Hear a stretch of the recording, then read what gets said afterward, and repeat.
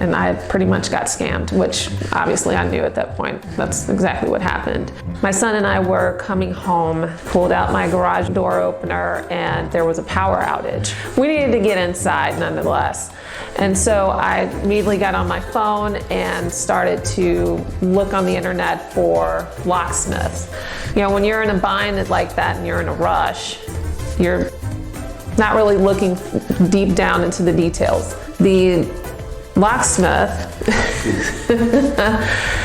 he got to the door, the front door, and said that he was unable to change out the lock. And he said he didn't have the tools, and so the only option that he had was to destroy the lock in order to get me inside. I was pretty desperate at that point.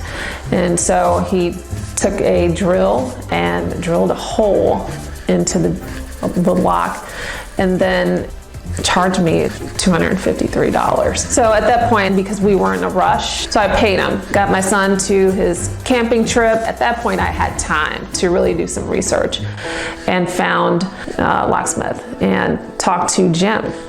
And so he came out probably in an hour that evening and changed my locks. And not only did he change my lock, but he gave me a better lock system within a reasonable price, a lot less expensive than what I was charged earlier from the other, or should I say scammer, because he was not a locksmith. Having a locksmith that you can trust and can call immediately, and knowing your locksmith, it's important because it's the security of your home. So going through that experience, now I know it's good to know a locksmith before you need a locksmith.